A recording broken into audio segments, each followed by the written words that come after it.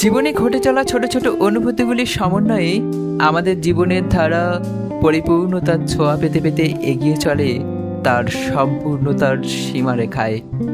কিন্তু যদি এমন হয় সেই অনুভূতির রঙিন ক্যানভাসে কেউ কালো দোয়াত উপর করে দেয়, হ্যাঁ, আজকে এমনই এক বিরূপ অনুভূতির আদলে লেখা গল্প প্রখ্যাত কথা সাহিত্যিক বিভূতিভূষণ বন্দ্যোপাধ্যায়ের ভাবনায় 22 বছর।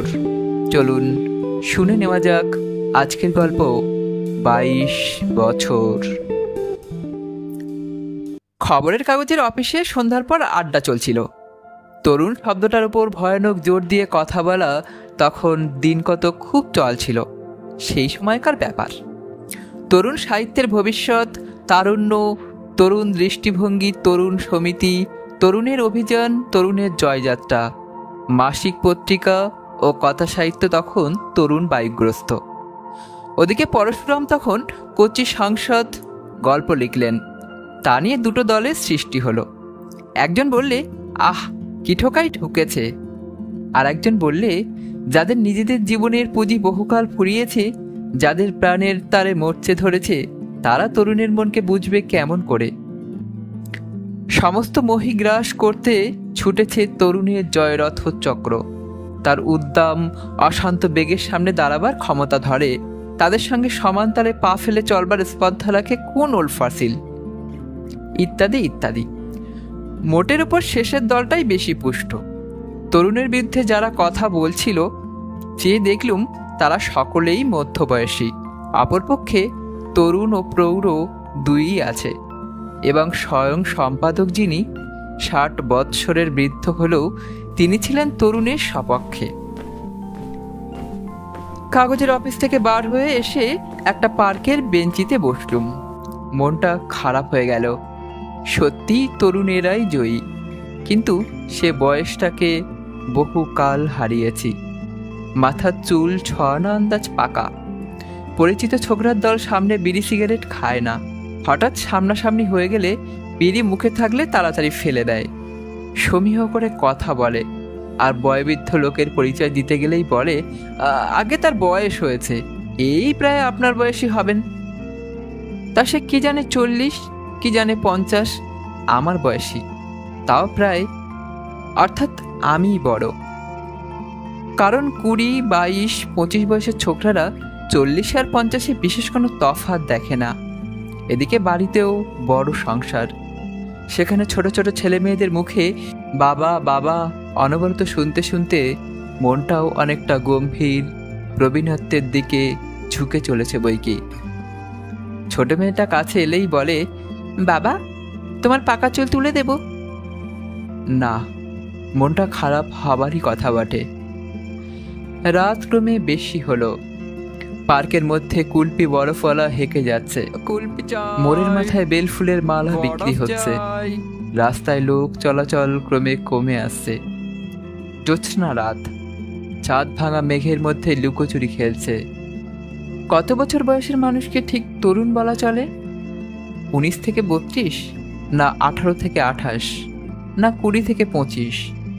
এ বয়স একদিন আমারও ছিল, ওর চেয়েও কম ছিল।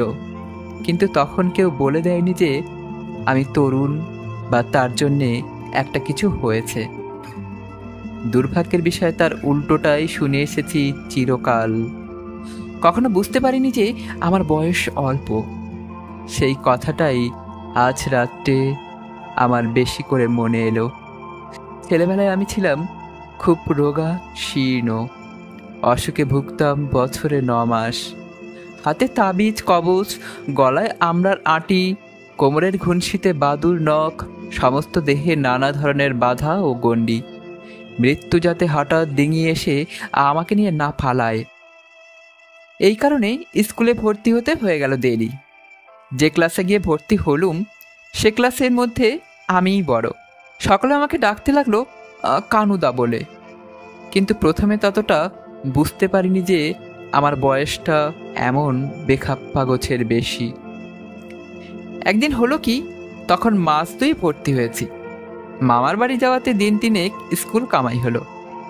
তারপর যেদিন স্কুলে গেলাম ফণি মাস্টারের ক্লাসের পড়া হলো না। ফণি মাস্টার আমার চুল ধরে টেনে বললে, বুড়ো ধারি কোথাকার, শিং ভেঙে বাছুরের দলে মিশেছে, আবার স্কুল কামাই করে। ছেলেরা অনেকে খিলখিল করে হেসে উঠল আমার দুর্দশায় খুশি হয়ে। বাবার আপিসে পেন্সিলের ও পেন্সিল ঘষা রবারের প্রত্যাশা রাখত যেসব ছেলে, তারাই চুপ করে রইল। এই আমি প্রথম জানলুম যে আমার বয়স বেশি।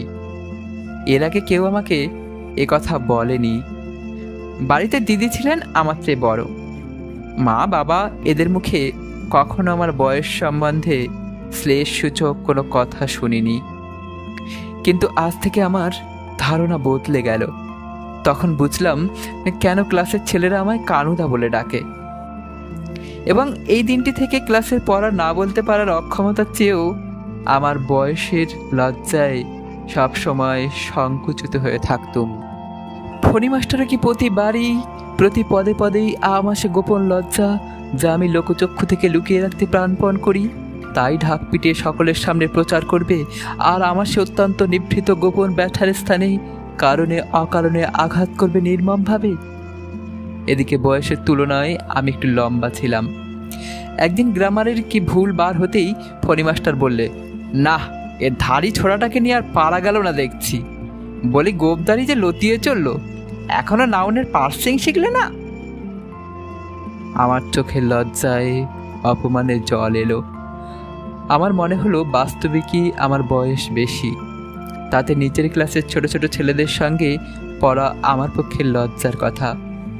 প্রতিদিন ওদের চোখের সামনে আমি এরকমভাবে বকুনি খেতে আর পারি নে।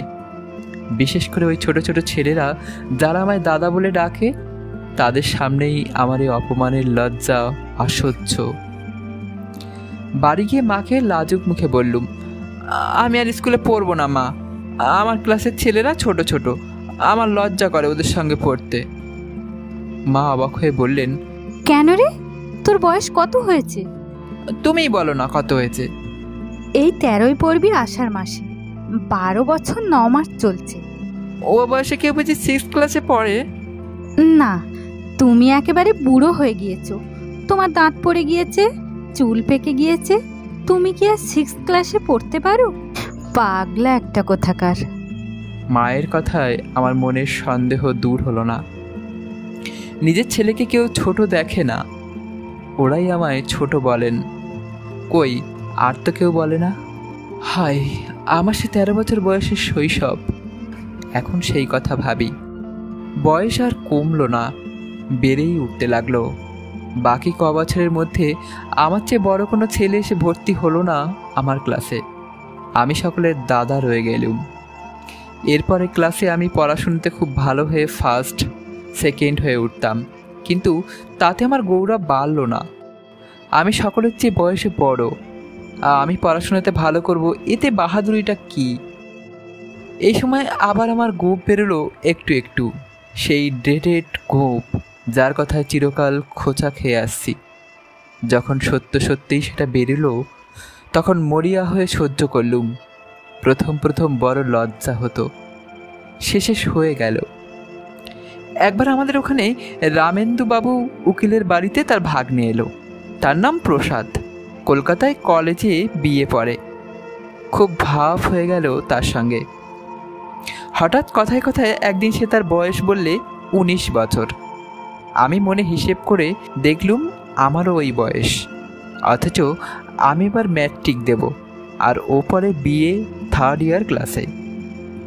ক্লাসে সবাই ঠিক বলে আমার বয়স বেশি। আমি যে পড়াশোনাতে ভালো করব, এ আর বিচিত্র কি? ম্যাট্রিক দেবার সময়ে হেডমাস্টারের কাছে ফর্ম লিখবার সময় অন্য সব ছেলে লিখলে 16, 17। ধীরেন বলে একটা ছেলে 16-র চেয়েও কম বলে তাকে হেডমাস্টার পরীক্ষা দিতেই দিলেন না। আর আমি লজ্জায় মুখ নিচু করে কান লাল করে বয়সের জায়গায় লিখলুম 19 বছর কমাস। এমন বিড়ম্বনাতেও মানুষ পড়ে। এই সময় আমি আর এক দুর্ভাবনায় পড়ে গেলুম। অনেকদিন আগে আমার 8-9 বছর বয়সে আমার মামা এসেছিলেন আমাদের বাড়িতে। তার গোঁফ বেরিয়েছিল, খুব লম্বা চওড়া। তাকে আমার খুব বড় বলেই মনে হতো। আমি তার বুকে হেলান দিয়ে বসতাম সে সময়। আমাকে কাঁধে পিঠে করে নিয়েও কত খেলা করেছেন। তখন শুনেছিলাম মার মুখে যে মামার বয়স 22 বছর। উফ, সে কত বয়স! তার দিকে চেয়ে তখন ভাবতেই পারতুম না আমার শৈশব মনের জগতের অনন্তকাল সমুদ্রে 22 বছর বলে একটা পরিচিত একটা সুদূর দ্বীপ। আমার বয়োবৃদ্ধ মামা ছিলেন সেই দ্বীপের অধিবাসী। তার ওদিকে কি আছে আমি জানতাম না, ভাবতেও চেষ্টা করিনি তখন। সেই থেকে 22 বছরের সম্বন্ধে আমার একটা ধারণা ছিল যে যার বয়স 22 বছর তার জীবন ফুরিয়ে এলো। এই ম্যাট্রিক দেবার বছরই আমার হঠাৎ মনে হলো আমার বয়স 20-তে পড়বার আর দেরি নেই, এবং সেই ভীষণ 22 বছরে আসবার দেরি মাত্র 2 বছর।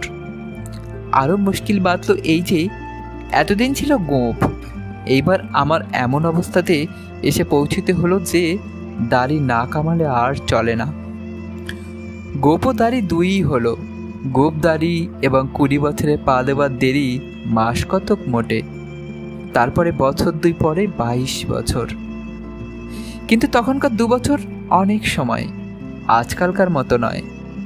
মন ছিল চিন্তাশূন্য, স্ফূর্তিবাজ, কৌতুক প্রিয়। 2 বছর আসতে দেরি হয়ে গেল। এলো 22 বছর, চলেও গেল। তখন যদি কেউ বলতো যে আমার বয়স কম, 22 বছর আর এমন কি বয়স, তাহলেও হয়তো তার কথা আমার বিশ্বাস হতো না। যেমন 12 বছর বয়সে বিশ্বাস করিনি মায়ের কথা যে আমি ছোট, কিন্তু আসলে সে কথা আমাকে কেউ বলেও নি। বরং আরও একটা ঘটনায় তার উল্টো কথাটাই একবার শুনলাম। 23 বছর বয়সে আমার বিবাহের জন্য কোথা থেকে একটা সম্বন্ধ এলো। আমি তখন 3rd ইয়ারে পড়ছি।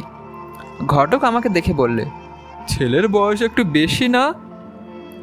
বাবা সামনে বসে বললেন, কোথায়? এই তো মোটে 23। আমি ভাবলুম, বেশ তো, বাবা ওরকম কথা কেন বললেন? ছি, ওরা কি মনে ভাবলে? মোটে 23 মানে কি? সেই থেকে আমার বিশ্বাস হলো যে বিবাহ করবারও আমার বয়স আর নেই। ঘটক নিশ্চয়ই আমার লম্বা চওড়া মূর্তি দেখে আমার বয়স বেশি আন্দাজ করেছিল। 23 বছরের অনুপাতে আমার চেহারা বড় ছিল, কিন্তু আমার সেই থেকে বিশ্বাস দাঁড়ালো অন্য রকম। 24, 25, 26, 27, 28, 30 বছর বয়সে যেদিন পড়লাম সেদিন থেকে মনে হলো এখন থেকে গম্ভীরভাবে চলাফেরা করতে হবে। সাদা রং ছাড়া অন্য রঙের জামা পরা তো অনেক দিনই ছেড়েছিলুম। এখন থেকে ছোট বড় চুল ছাঁটা পর্যন্ত ছেড়ে দিলুম। তখন থাকতুম পাড়াগাঁয়ে। সেখানে কেউ কোনোদিন একথা বলেনি যে আমার বয়স খুব বেশি, এমন কিছু নয়। পাড়াগাঁয়ে কি পুরুষ কি স্ত্রীলোক 30-এর পরেই বৃদ্ধত্বে পৌঁছয়। মনে তো বটেই, চেহারাতেও খানিকটা বটে। কারণ আমাদের মুখশ্রীকে আমরা অহরহ গড়ছি আমাদের ভাব ও চিন্তার দ্বারা। যেমন ভাস্কর বাটালি দিয়ে মূর্তির মুখ গড়ে, এদের প্রভাব আমাদের মুখশ্রীর ওপরে অনেক বেশি। অন্তরের তারুণ্য মুখশ্রীতে তো বটেই, সারা দেহের ওপর প্রভাব বিস্তার করে, এমনকি দৈহিক স্বাস্থ্যের ওপরেও। বাল্যের কত সুন্দর মুখ ছেলেকে যৌবনে হতশ্রী হীনশ্রী হতে দেখেছি। শিক্ষার ও কালচারের অভাব। বয়স বাড়বার সঙ্গে সঙ্গে কত লোকেরও দেখেছি বিধাতা যেন তাদের দেহ মুখশ্রীকে কি চোখের দৃষ্টি পর্যন্ত ভেঙে গড়েছেন। এসব অবান্তর কথা যাক। তারপর আজ এতকাল পরে যখন 50-এর কোঠায় বয়স চলছে, কাগজে পত্রে লোকের মুখে শুনি 20 বছর বয়স থেকে তরুণ বয়সের নাকি শুরু। মোটের ওপর 22 বছরটা যে নিতান্ত তরুণ বয়স, এতকাল পরে তা বুঝছি খুব ভালো করেই। কারণ আমার বড় ছেলেরই প্রায় হতে চলেছে ওই। কিন্তু শুনলাম কখন, যখন বয়োবৃদ্ধ ভীষ্ম পিতামহ মর্ত্যধামে ফিরে এলেও আর আমাদের তরুণ বলতে সাহস করবেন না, স্নেহ পরবশ হয়েও নয়। লোকলজ্জার ভয় একটা আছে তো। হায় রে আমার 22 বৎসরের প্রথম যৌবন, তুমি যখন এসেছিলে তখন তোমায় চিনিনি। তারপর পৃথিবী নিজের কক্ষপথে বহু দূরে চলে গিয়েছে সে দিনটির পরে। আজ আর তোমার জন্য দীর্ঘ নিঃশ্বাস ফেলে লাভ কি? কিন্তু মুশকিল এই যে তখন এ কথা বললেও বিশ্বাস করতুম না। একটা কথা মনে এলো, 24 বছর বয়সে একবার টুর্গেনেভের কোন একখানা বইয়ে পড়ি যে ভালোবাসা, প্রেম, রোমান্স সব তরুণদের জন্যে। যৌবন ফুরিয়ে গেলে ওসবের দিন শেষ হলো। কথাটা পড়ে মনে বড় কষ্ট হয়েছিল, এই জন্যে যে আমার আর সে দিন নেই। 22 বছরের গণ্ডি অনেক দিন ছাড়িয়েছি, যৌবন কতকাল শেষ হয়ে গিয়েছে। তাই বলছি, যদি কেউ একথা বলতো তখন যে আমার 22 বছরের তরুণ বয়সের অবসর নয়, সবে শুরু, একথা আমি বিশ্বাস করতুম না নিশ্চয়। মা তো 12 বছর বয়সে বলেছিলেন আমি ছেলে মানুষ, সে তো নিতান্ত বাল্যকাল। মায়ের কথা কি বিশ্বাস করেছিলাম?